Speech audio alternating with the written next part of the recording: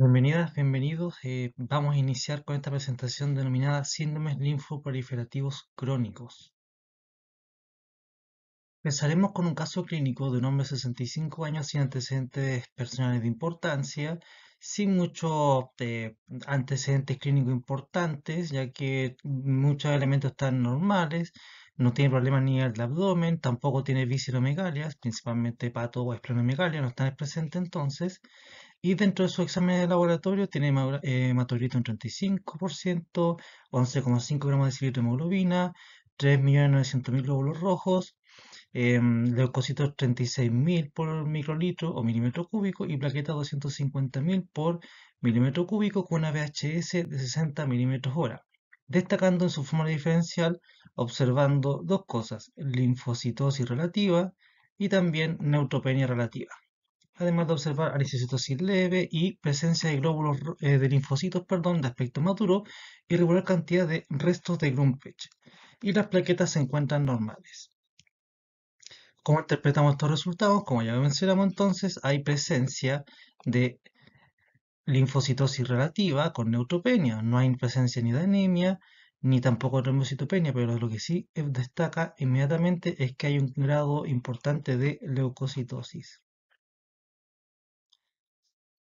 ¿Qué son los síndromes linfoproliferativos crónicos? Nos referimos a un grupo heterogéneo de desórdenes donde existe alteración en una o más etapas del desarrollo del linfocito, donde tenemos alteraciones como leucemia linfocítica crónica, linfomas malignos y neoplasia de células plasmáticas como los principales grandes grupos. Existen muchos más de acuerdo a la clasificación OMS.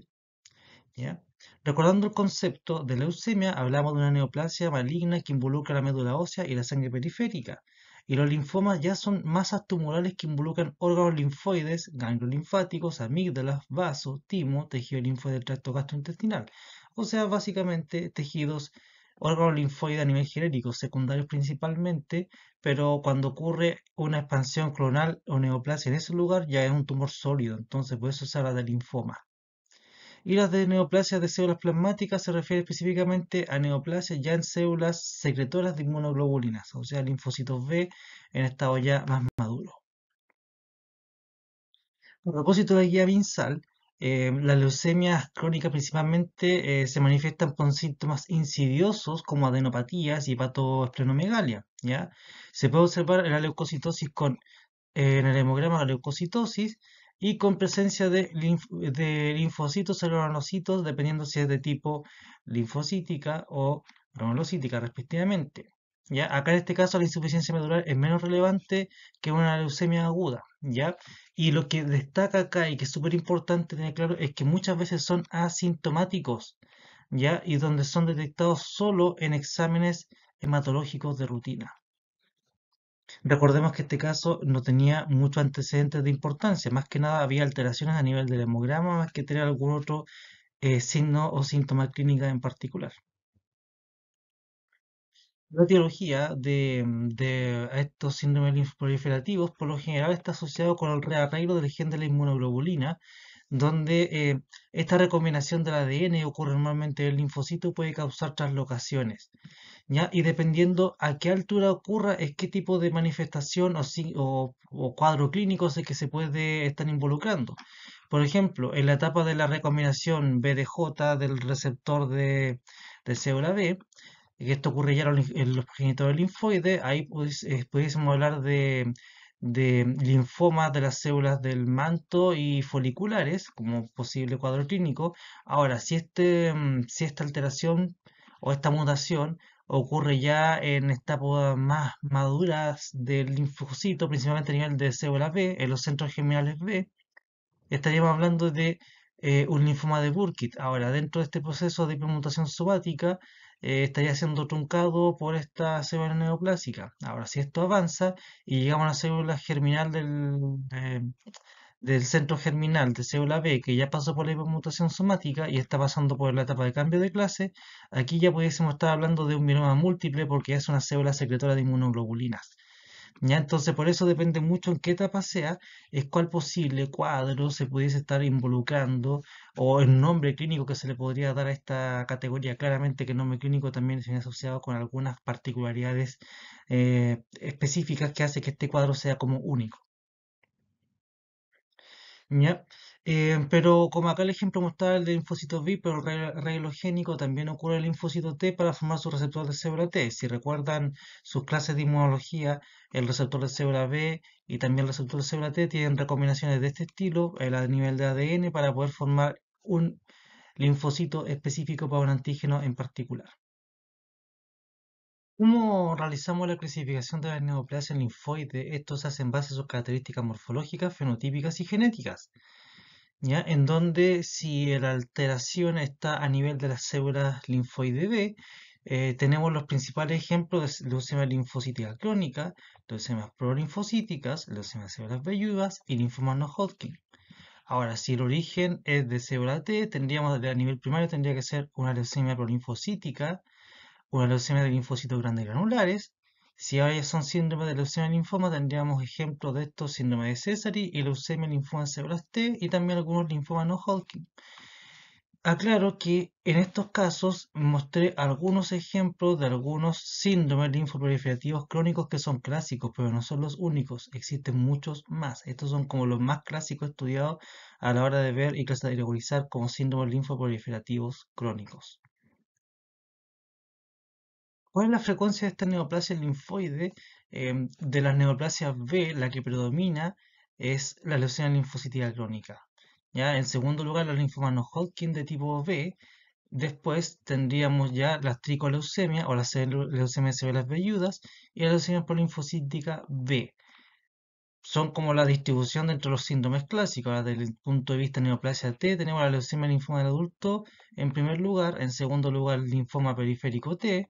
Tenemos la leucemia de linfocitos grandes granulares en tercer lugar, el linfoma cutáneo T o síndrome de Sézary y la leucemia polinfocítica T también estaría como el último lugar en estos grandes grupos de los que hemos analizado.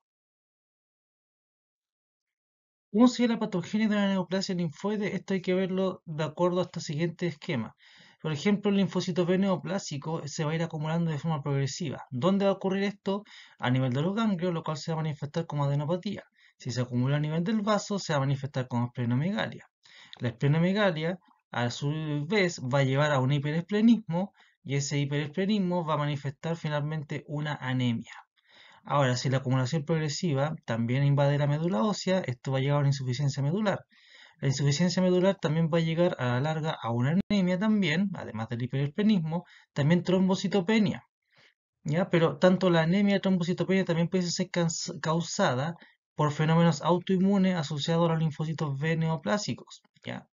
También, la insuficiencia medular puede llevar a una linfocitosis absoluta, la cual llega a la desregulación inmune, y eso también llega a los fenómenos autoinmunes que desencadenan la anemia y la trombocitopenia. También la insuficiencia medular puede llevar a una neutropenia, la cual indica que la persona puede ser más susceptible a infecciones, y esta susceptibilidad a infecciones también puede estar asociada por un problema de regulación de inmune que se manifestaría con una hipogamaglobulinemia y cual manifestaría a que la persona también pueda ser más susceptible a procesos infecciosos. El diagnóstico de neoplasia linfoide por la gran mayoría de las leucemias se hace por hemograma y por las muestras de médula ósea, ya sea en forma de aspirado para hacer mielograma o bien para observar la arquitectura a nivel de la biopsia. A nivel de, de linfomas, perdón, se obtienen biopsias de aspirados con jeringa de la masa tumoral. ¿Ya? Y acá hay que tener claro respecto a la morfología desde el punto de vista del hemograma que normalmente cuando nosotros observamos en el frotis sangre periférica linfocitos en una muestra normal, estos linfocitos pueden variar, van a haber linfocitos normales o con proliferación reactiva, ¿ya? Donde vamos a encontrar mezclas de células que varían en tamaño, forma y características de tinción. Eso es lo que normalmente observamos en una muestra normal. Claramente la proliferación reactiva en porcentajes bajos, pero igual se pueden observar en muestras normales. Lo que ocurre es una morfología de los linfocitos, pero con muestras de neoplasia linfoide, en este caso linfoproliferativos crónicos. Acá los linfocitos son más homogéneos que los normales, ¿ya? O bien, o también hablando de los reactivos, ¿ya? Debido a que existe solo una expansión de una clona en particular de células, por eso son más homogéneos. Acá está toda la masa normal que debiésemos ver, pero aquí como está predominando un solo tipo de clona hace que morfológicamente veamos de que sean de un aspecto un poco más homogéneo. Ya también existen estudios auxiliares o complementarios o que pueden ayudar a clasificar mejor aún, como por ejemplo el inmunofenotipo, el diagnóstico molecular y la citogenética, donde se hace el estudio en base a los linfocitos anormales y observando eventos como por ejemplo la clonalidad. Pero, ¿a qué nos referimos con la clonalidad? La clonalidad nos referimos a células que son derivadas de un mismo progenitor y que comparten características morfológicas, inmunofenotípicas y genotípicas. Claro, si vienen del mismo progenitor, van a tener las mismas características de este. ¿Ya? Por lo general, desde el punto de vista de neoplasia, la clonalidad es sinónimo de malignidad, ¿ya?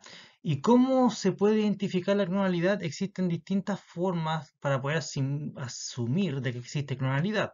En el caso de las células B, es cuando existe un predominio de cadena ligera de inmunoglobulina, o sea, región constante de la cadena ligera, porque normalmente los linfocitos B son kappa o son lambda y la distribución es más o menos similar, 50% kappa, 50% lambda, o puede variar 60-40, pero hay una distribución más o menos cercana al 50%, 60% entre distribución.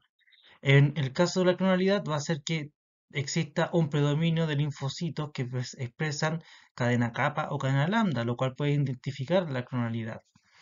Si tienen dudas respecto a esto, invito a que revisen sus clases de inmunología general, donde se tratan de qué es lo que son estas cadenas kappa y lambda y qué es lo que significan para poder entender un poco más si no comprenden bien este concepto.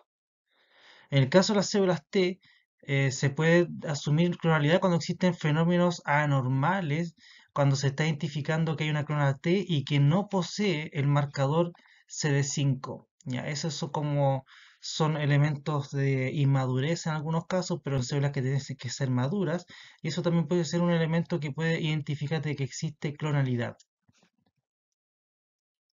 Un elemento que aparecía en el caso clínico hablaba de Grumpecht. En este caso, el nombre técnico que utilizamos nosotros son sombras de Grumpecht. Las sombras de Grumpecht corresponden a núcleos de linfocitos, pero si esto lo asociamos a neoplasias hematológicas, se producen por la edad de estos linfocitos, ¿ya? Y se pueden observar en infecciones virales. Bueno, hasta el momento he dicho características sombras de Grumpecht, pero no he dicho lo que son. Son núcleos de linfocitos, pero si se dan cuenta son núcleos de linfocitos, como este y este. Estos no, estos son linfocitos normales, que están destruidos, ¿ya? Y esta destrucción está netamente asociada por la edad de estos linfocitos. Al ser más viejos de lo que debiesen ser, están más vivos más del tiempo que debiesen estar, son más sensibles, entonces a la hora de fabricar este flutis sanguíneo va a ser de que sean más susceptibles a ser destruidos y por eso aparecen en cantidades moderadas e incluso abundantes dentro de los síndromes linfoproliferativos crónicos. ¿Ya? Acá tenemos ejemplos y esta a la derecha también existen ejemplos de algunos tipos más extraños de sombra de Grumpecht. Este es un poco más particular, estos son más raros y estos son como más de algunas características en particular de trampa extracelular, pero no necesariamente asociado con sombras de Grumpecht.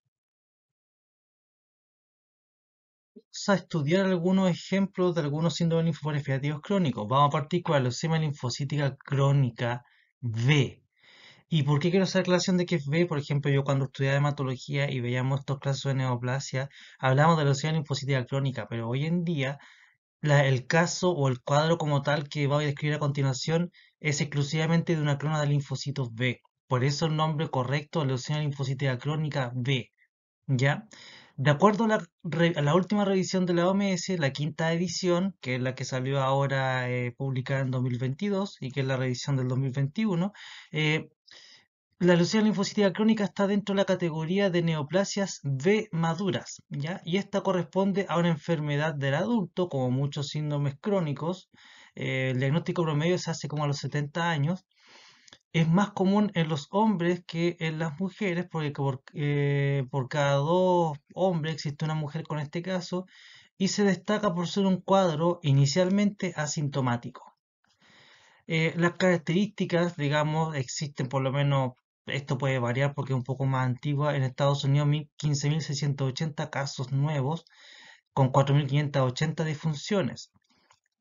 Ya, por lo menos entre 99 y 2007 en Chile se notificaron entre 170 y 188 casos de leucemia linfática crónica y 20% eran menores de 15 años. Ya, o sea, se demuestra que el predominio es en personas adultos mayores o en personas mayores. ¿ya? La mayoría son mayores de 60 años y la tasa de supervivencia es mayor, digamos, más de 15 años, un 70% de los casos, ¿ya? O sea, tiene una amplia esperanza de vida, no es un cuadro tan complicado y que más encima como se descubre por casualidad se puede dar a tiempo. ¿Ya? De acuerdo a las pautas actuales con lo que es la categoría de la OMS, el cuadro de leucemia linfocitítica crónica B también se denomina como leucemia linfocitítica crónica B slash o barra linfoma de linfocitos pequeños, ¿ya? Porque como ya saben, recuerden que para la OMS una leucemia o linfoma es una manifestación clínica de una misma enfermedad, entonces la misma mutación o se manifestó a nivel de la médula ósea, en el caso de leucemia, o se manifestó a nivel de ganglios linfáticos como en linfomas. De acuerdo a las guías clínicas GES para leucemias mayores de 15 años, el diagnóstico de leucemia linfocítica crónica se debe realizar haciendo un hemograma completo donde se debe observar linfocitosis absoluta con más de 5.000 por milímetro cúbico, anemia, neutropenia y destacando trombocitopenia pero en etapas tardías. Al frotis se debe observar linfocitosis de apariencia madura y presencia de células friables, a las cuales se refieren con las sombras de Grumpecht. Aclaro que estas son las guías clínicas GES que están enfocadas para clínicos, no está enfocada para la jerga práctica del laboratorio. Por eso no aparece como la nomenclatura como tal que nosotros le exigimos a ustedes a la hora de ver el informe morfológico. ¿Ya? También se recomienda realizar test de como directo, el inmunofenotipo, donde se debe destacar la presencia de inmunoglobulina superficie positiva débil, sin inmunoglobulina citoplasmática, CD5, CD19, CD23 positivo, FMC7 negativo, CD22 puede estar positivo o negativo, y CD10 y CD38 negativos. Las inmunoglobulinas plasmáticas también se recomiendan observando pan-hipogramaglobulinemia para proteinemia o para proteína monoclonal, en el 5% de los casos, y en el caso de la médula ósea se debe observar linfocitosis, o sea, más del 25% de las células de la médula ósea son linfocitos, ¿ya? Y en la biopsia la infiltración nodular es mejor pronóstico que la infiltración difusa. El diagnóstico entonces se basa también en la observación de la biopsia ganglionar, ¿ya? Donde se dice observar o informar como linfoma linfocítico, si es que hay positividad dentro de una biopsia ganglionar. La citogenética, el 50% de los casos presenta anomalías que incluyen trisomías 12, 13 o 14q positiva y 11. Ya también alteraciones citogenéticas pueden realizarse por técnicas Fitch principalmente y también estudios de SAP70 y mutación del gen de las inmunoglobulinas. Son opcionales, pero son como las causas más importantes dentro de las mutaciones que se pueden observar en este cuadro. ¿Ya? También existen función renal, hepática, LDH, uricemia, calcemia y fosfemia como análisis complementarios que se pueden realizar. Colesterol, acá dice LDH, sinceramente no sé si se refiere a HDL, LDL, ya, porque está mezclando LDH por la lactato deshidrogenasa, pero se refiere a un colesterol. Entonces, aquí está la duda respecto a qué es lo que dice. Además, sumamos radiografía de tórax y ecotomografía abdominal. Como, como está copiado directamente de la guía clínica GES, es lo que recomiendan hacer dentro del estudio para llegar al diagnóstico de la leucemia linfocítica crónica. Analizamos el diagnóstico, que es lo que se debiese solicitar de exámenes, ¿ya? Pero ¿cuáles son los criterios diagnósticos como tal? Y eso están en base al Workshop Internacional en Leucemia Linfocítica Crónica. Se recomienda que exista linfocitosis absoluta mayor a 10.000 por milímetro cúbico en sangre periférica y que sea persistente por 4 semanas, ¿ya? Em, Otro elemento que debiese estar presente es que en la médula ósea existe una infiltración de linfocitos con más de un 30%. También clonalidad de linfocitos determinada por el inmunofenotipo, donde puede existir coexpresión de CD19 y CD5. Y lo que nosotros observamos por linfocitos morfológicamente son linfocitos pequeños de aspecto maduro y presencia de restos nucleares o sombras de Grumpecht encontrando menos de 10% de prolinfocitos. Acá también se habla de un eslabón entre la leucemia linfocítica crónica y la leucemia prolinfocítica, pero eso no está actualizado. ¿Por qué? Porque la leucemia linfocítica perdón, la leucemia prolinfocítica o este labor entre leucemia prolinfocítica y leucemia linfocítica crónica, para la última revisión de la OMS no existe. ¿Ya? Este criterio no existe para los criterios actuales. Después veremos por qué y cuál es y cuál es el origen de por qué se elimina. ¿Ya? Eh, lo que sí se ha observado, o que sí existe una correlación entre la linfocitosis sanguínea a nivel y a nivel medular. ¿Ya? Porque, por ejemplo, muchos pacientes con recuento absoluto de linfocitos periféricos que van entre 5.000 y 10.000 por milímetro cúbico presentan menos de 30.000 de infiltración linfocitaria medular. ¿Ya? Por eso se habla de que posiblemente 10.000 sea un punto de corte. Sin embargo, hay que tener claro que valores menores de 5.000 linfocitos por milímetro cúbico y que presentan leucemia linfocítica crónica tiene poca probabilidad de requerir tratamiento. Ya puede que se pueda revertir esto fácilmente. Por eso es que el diagnóstico, o por lo menos para diagnosticar ya leucemia linfocítica crónica y estar enfocada a que el clínico dé un tratamiento, es con valores ya mayores a 5.000 o mejor dicho, mayores a 10.000. Una forma del diagnóstico es que se tiene que, o se descansa en demostrar la clonalidad.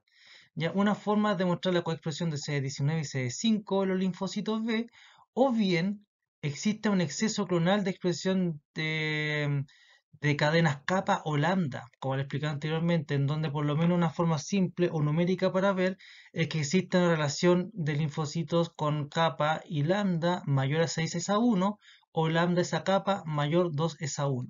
Como les dije, se rompe este equilibrio del 50 y 50. Ahora, una vez estos son los criterios diagnósticos, entonces una vez que el médico hematólogo encuentra esto, tiene que ya hacer varios otros pasos como catalogar o hacer los registros, entregar el diagnóstico como tal, las pautas del tratamiento, su objetivo, entre otras cosas que también están indicadas o que son parte de estas guías clínicas GES. La clasificación de la leucemia linfocítica crónica B recae en dos categorías, más que en dos categorías, en dos clasificaciones que son ampliamente utilizadas y válidas hoy en día, que son la clasificación RAI y la clasificación Binet, donde RAI es la principalmente utilizada en Estados Unidos y Binet en Europa. Veamos qué diferencia cada una de ellas. La clasificación RAI tiene cinco etapas, yendo desde la etapa 0, 1, 2, 3 y 4. ¿Ya? Esta es la clasificación clásica RAI. Entonces la etapa 0 involucra que exista la persona con linfocitosis absoluta mayor a 5.000 por milímetro cúbico en la sangre y más de 30% de linfocitos en médula ósea. La etapa 1 involucra que además de lo que de tener la etapa 0, tiene agrandamiento de nódulos linfáticos. La etapa 2, además de, de lo que cumple con la etapa 0, tiene hepatomegalia o esplenomegalia. En la etapa 3 tenemos que, además de la etapa 0, tiene anemia con hemoglobina de menor a 11 gramos de decilitro. Y en la etapa 4 existe, además de la etapa 0, existe trombocitopenia con plaquetas menores a 100.000 por milímetro cúbico. Ahora, aquí en la columna del centro se darán cuenta que existe el RAI simplificado, porque revisiones después hicieron simplificar esto y la catalogaron en tres categorías: bajo riesgo, riesgo intermedio y alto riesgo, donde bajo riesgo es la etapa 0, riesgo intermedio adopta o unifica las etapas 1 y 2, sumando todas estas características, y alto riesgo es unificar las etapas 3 y 4, o sea, estos elementos para catalogarlo como alto riesgo. En cambio, la categoría Binet se estratifica en A, B y C, en donde la etapa A existe los mismos criterios: linfocitosis mayor a 10.000 por milímetro cúbico, con más del 30% de linfocitos en médula ósea. Además, puede existir anemia, pero la hemoglobina es mayor a 10 gramos de decilitro. Podría existir trombocitopenia, pero el recuento plaquetario es mayor a 100.000 por milímetro cúbico. Y existe menos de dos sitios involucrados. ¿A qué nos referimos con los sitios involucrados? Acá abajo están, son los nódulos linfáticos, cervicales, axilares e inguinales, y también el hígado o el vaso. Entonces tiene que existir menos de dos o ninguno involucrado para estar catalogizado como la etapa A de Binet. La etapa B de Binet tiene que tener todo lo de la etapa A, pero la diferencia está en que existen entre 3 a sitios involucrados, ya sean estos nódulos linfáticos, hígado o vaso. Y la etapa C puede tener elementos de la etapa A o la etapa B, pero tiene anemia con hemoglobina menor a 10 gramos de decilitro y trombocitopenia con menor a 100.000 por milímetro cúbico. Morfología de estos cuadros las puedo ver a continuación. La leucemia linfocitiva crónica, lo que van a predominar son estos que ustedes ven aquí. ¿Qué son estos que les estoy mostrando con el puntero? Son linfocitos pequeños de aspecto maduro y si se dan cuenta son morfológicamente muy similares entre ellos y además van a observar, ya sea en cantidad moderada o abundante, sombras de Grumpecht, ¿ya? Pero en la leucemia linfocitiva crónica también pueden aparecer prolinfocitos, pero estos prolinfocitos son un porcentaje bajo, ¿ya? No van a estar en cantidad muy abundante. En cambio, en la leucemia prolinfocitiva crónica, como su nombre lo dice, los prolinfocitos ya empiezan a tener un porcentaje más importante, ¿ya? En este cuadro observamos estos polinfocitos donde el polinfocito distingue morfológicamente el linfocito porque es más grande, tiene una cromatina más laxa que el linfocito maduro y tiene núcleo bastante prominente, ¿ya? Y con un poco más de citoplasma y basofilia a nivel del citoplasma.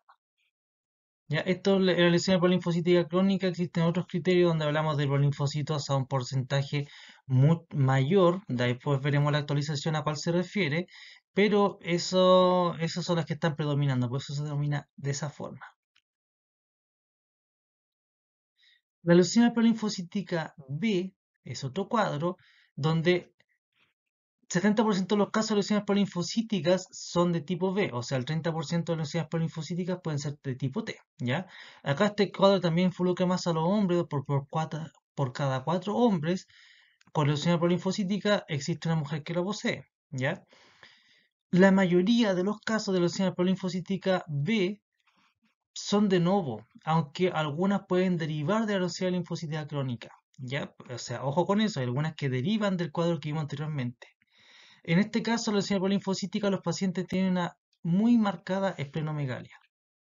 El diagnóstico se basa en observar linfocitosis muy agresiva, anemia, trombocitopenia y la morfología se observa células grandes con cantidades moderadas de citoplasma basófilo pálido, em, cromatina moderadamente condensada y un solo nucleolo prominente, ¿ya? Y además existe más de un 55% de prolinfocitos. Este último punto yo lo dejaría como quieto aquí porque no es el criterio actual, es el criterio de algunos años atrás para la leucemia prolinfocítica B. ¿Por qué hablo de que los criterios pueden cambiar? Porque dentro de la recomendación o la última actualización de la OMS, la clasificación de la neoplasia hematológica, o esta abreviación como WHO AM5, que es la quinta edición o revisión, que es la evolución de la revisión de la cuarta edición, ¿hace alguna evaluación con las leucemias o por las neoplasias o los síndromes linfoproliferativos crónicos de tipo B? Donde si se dan cuenta hay algunas categorías que se mantienen, como las células velludas, y otras que se obtienen subdivisiones, ¿ya? Y esto hace llegar al caso que nos importa aquí, que es la leucemia prolinfocítica B. ¿Ya? La leucemia polinfocítica B, que se observa en la cuarta categoría de la OMS, en la revisión actual se subdivide en distintas etapas. ¿Ya? Entonces, eso es lo que vamos a ver qué es lo que son esas etapas y por qué se hace esa división.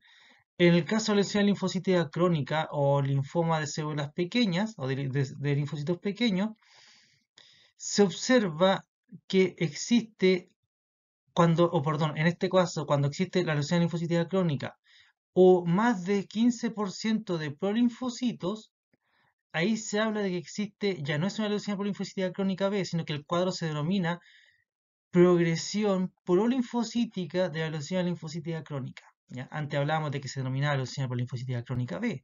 No, ahora es progresión prolinfocítica de la leucemia linfocítica crónica. Solo cuando ocurre este cuadro inicial de diagnóstico de leucemia linfocítica crónica y después pasar del tiempo existe más del 15% de prolinfocitos a la hora de observar la sangre periférica. ¿Ya? Ya no sé, como les mencioné, ya no se reconoce la leucemia linfocítica crónica B en la quinta edición porque esta es un cuadro que tiene una naturaleza heterogénea, ¿ya? Entonces, ¿por qué? Porque no era un cuadro en particular, si eran distintos orígenes y por eso, ¿qué casos corresponden a la antigua leucemia linfocítica crónica B de acuerdo a la nueva revisión? Puede ser variante del linfoma de células del manto, donde principalmente la translocación de gen IGH CCND1, el principal cuadro involucrado, puede ser también la progresión polinfocítica de la leucemia linfocítica crónica, donde son CD5 positivo, las células B que no son del manto y más del 15% de prolinfocitos, eso es lo que distinguiría esta progresión, y otros casos que son clasificados como leucemia linfoma esplénico B con nucleolo prominente. Eso sería entonces, acá estaría el núcleo, las distintas categorías observadas, como las variantes del leucemia linfoma, em, el, el leucemia linfoma crónico B y la progresión prolinfocítica de la leucemia linfocítica crónica B. La leucemia prolinfocítica tipo T, de acuerdo a la categoría de la OMS en su quinta edición, entraría en la categoría de leucemias de células T y NK maduras, ¿ya? Este cuadro es un desorden bastante raro del adulto que es agresivo y tiene una sobrevida de 7,5 meses. Existe una linfocitosis bastante marcada con esplenomegalia. Acá es más frecuente observar linfoadenopatía y hepatomegalia. Y además, como una característica típica y que yo les puedo mencionar como característica que es como más común cuando la clona es de tipo T, son las lesiones a la piel, principalmente por infiltrados. El diagnóstico se hace por esta linfocitosis agresiva, más de 5 por milímetro cúbico. La morfología tenemos un núcleo prominente, pero son de tamaño mediano y pueden tener contornos nucleares retorcidos, que es una característica más morfológica del prolinfocito tipo T. El fenotipo es maduro CD2, CD3, CD5, CD7. La mayoría de los casos corresponden a CD4 positivo, por lo tanto, estas lesiones prolinfocíticas T corresponderían a prolinfocitos que van a formar linfocitos T helper. La citogenética, la más involucrada, puede ser la inversión al cromosoma 14 y también pueden ocurrir perdón, lo que en realidad involucran a cambios en el protongen TCL1. Los prolinfocitos, como ya vimos, entonces son estos linfocitos de mayor tamaño, con una cromatina un poco más laxa, pero igual es madura si la consideramos con comparación a un blasto. Un citoplasma que puede ser variable, puede ser un poco mayor, presencia de estos nucleolos bastante prominentes, serían como las características morfológicas más típicas de un prolinfocito. Leucemia células velludas, de acuerdo a la última revisión de la OMS, entraría en la categoría de leucemia y linfomas esplénicas B. Es un proceso maligno células B que se presenta en la Edad Media y también más frecuente en hombres, porque cada 7 hombres lo tiene una mujer, y existe esplenomegalia agresiva sin linfadenopatías. El diagnóstico se hace observando pancitopenia, leucopenia por neutropenia y monopenia, ¿ya? Porque en este caso las células neoplásicas no son suficientes para aumentar el recuento. Acá generalmente hablábamos de leucocitosis, pero este cuadro no, hablamos de pancitopenia con leucopenia, neutropenia y monopenia. La morfología acá es clave porque tiene un aspecto anormal que es característico, donde existe abundante citoplasma de tinción pálida con proyecciones citoplasmáticas circunferenciales, las cuales pudiésemos denominar como pelos. ¿Ya? Por lo general los núcleos son ovalados o reniformes y la cromatina es relativamente fina. Entonces, este cuadro de células velludas está netamente asociado a la observación morfológica de estas prolongaciones o proyecciones del citoplasma en forma de pelos. La mutación somática más común es la BRAF-P B600E, la cual ocurre en más del 95% de los casos. El diagnóstico también por células por inmunofenotipo se observaría que estas células velludas correspondían a una célula B madura con monoclonalidad. ¿Ya? Y acá tenemos un ejemplo a nivel sangre periférica de esas células velludas que son un linfocito, pero que tiene estas prolongaciones y estas proyecciones que se denominan como pelo, por eso se habla de células velludas. Otro elemento a nivel de la biopsia de médula ósea se observan estas células o este aspecto primero que está un poco más deshidratado y se observan estas células con forma de huevo frito entre comillas por este citoplasma pálido y el núcleo un poco más bastante separado y bien distintivo comparado con las otras células de la arquitectura a nivel de la médula ósea. Otro cuadro de linfoproliferativos crónicos correspondería al síndrome de Sézary. Esta es la categoría de la última revisión de la OMS. Entra en categoría de leucemias de causa de células T y natural killer, maduras. Acá corresponde o hay que analizar que el leucemia cutáneo de células T es un linfoma maligno primario de la piel. De este cuadro existe una subdivisión que es denominada micosis fungoide y de las micosis fungoides, pocos de ellos desarrollarán un cuadro de características en particulares que se denomina el síndrome de Sézary. ¿Ya? Entonces estamos hablando de alteraciones de células T donde el síndrome de Sézary se destaca por la presencia de la célula de Sézary. ¿Qué es lo que es? Es una célula T maligna, la cual tiene un contorno nuclear bastante irregular, que se denomina como cerebriforme, y con cromatina finamente distribuida, o sea, un poco laxa. Es del punto de vista de qué es lo que es esa célula de Sézary, es el linfocito T helper de memoria y corresponde, o por el punto de vista del inmunofenotipo, la célula Sézary es positivo para CD3 y CD4 porque es un T helper y negativo para CD7. Acá tenemos ejemplos de células de Sézary donde podemos ver estas células de aspecto cerebriforme como se observa aquí, se observa acá, pero el seriforme, ¿qué es lo que es reflejo? Es reflejo de que ese núcleo se está dividiendo. El citoplasma no se está dividiendo a la misma velocidad que el núcleo. Entonces, por eso se da ese aspecto cerebriforme, que es lo que pudiésemos hablar, y que existen muchas divisiones dentro. Por eso se observa como estas relieves que tienen los cerebros. Para ir dando una mirada final, características clave de los síndromes linfoproliferativos crónicos, o sea, un resumen de lo que hemos visto, puede ser la erosión linfocitática crónica tipo B.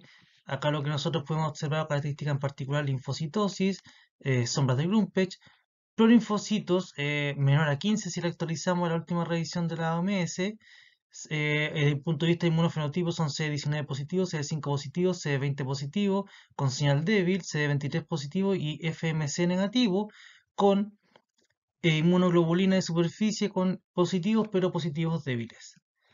La leucemia prolinfocítica B, recuerden que ahora cambió un poco la característica, pero lo que correspondería a la actual progresión prolinfocítica de la leucemia linfocítica crónica correspondería a observar esplenomegalia, linfocitosis marcada, prolinfocitos más del 55%, o en realidad a la revisión actual con más del 15% entraría esta categoría. Son CD19, CD20, CD22 positivo, CD5 puede ser sí positivo o negativo y FMC7 positivo con intensidad fuerte de inmunoglobulina de superficie. La leucemia prolinfocítica crónica tipo T se observa esplenomegalia, lesiones a la piel, que es el punto de eje clave con las neoplasias tipo T, linfocitosis marcada. El punto de vista morfológico puede variar un poco su apariencia, no es tan clave como o tan homogénea la distribución como los prolinfocitos B. Acá tenemos características que es CD3, CD2, CD5, CD4 positivo y el CD8 podría ser más positivo o negativo, pero es más común que sea positivo para CD4, que probablemente sea un tipo helper. La mutación más común es la inversión del 14, Q11, Q32. También tenemos el síndrome de Sézary que tiene erytroderma, o sea, alteraciones en la piel, es un linfoma T cutáneo. Em, Tiene células malignas que son circulantes, que son las células de Sézary, y estas son CD2, CD3, CD4, CD5 positivo y negativas para CD7 y CD8. La leucemia de células velludas tiene pancitopenia, células velludas circulantes, positivo para TRAP, para CD19, negativo para CD5, positivo para CD20 con intensidad fuerte, CD22, CD103 positivo, CD11C también positivo, CD25 positivo. La inmunoglobulina de superficie tiene una intensidad bastante fuerte. La médula ósea tiene este aspecto de seco. Y también la médula ósea tiene la presencia de estas células con aspecto de huevo frito.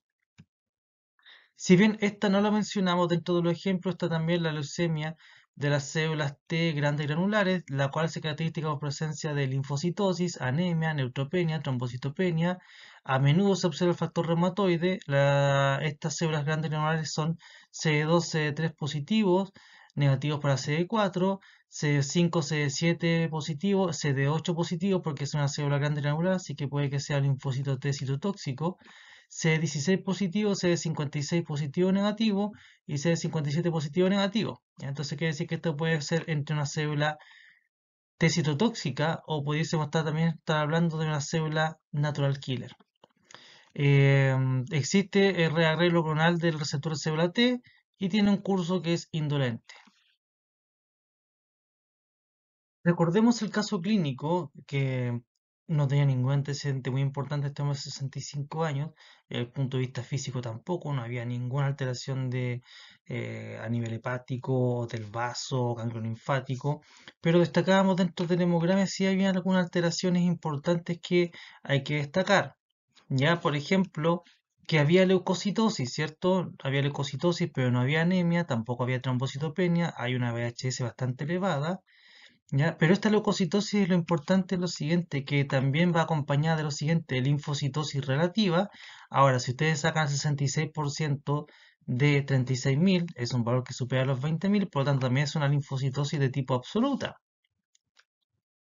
Además, de acuerdo al informe, existiría o se pudiese haber un indicio de que existe clonalidad desde el punto de vista morfológico porque está hablando de que hay una linfocitosis y más encima estos son linfocitos de aspecto maduro. ¿Ya? Y también la presencia de esta cantidad que les dije que puede ser cantidad bastante importante de sombras de Grumpecht a la hora del análisis morfológico. Este caso clínico tenía más estudios que los vamos a ver a continuación.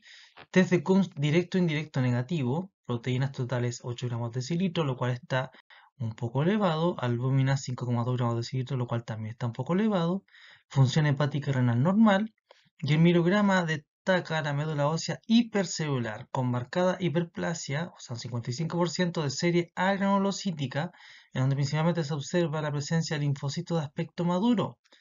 ¿Ya? También, desde el punto de vista del inmunofenotipo, se observan células moleculares de sangre periféricas que estas son CD19 positivo, presencia de inmunoglobulina de superficie o de membrana, IgM positivo, cadenas capa positivo se refiere que está predominando la cadena capa, CD4 negativo, CD8 negativo y TDT negativo.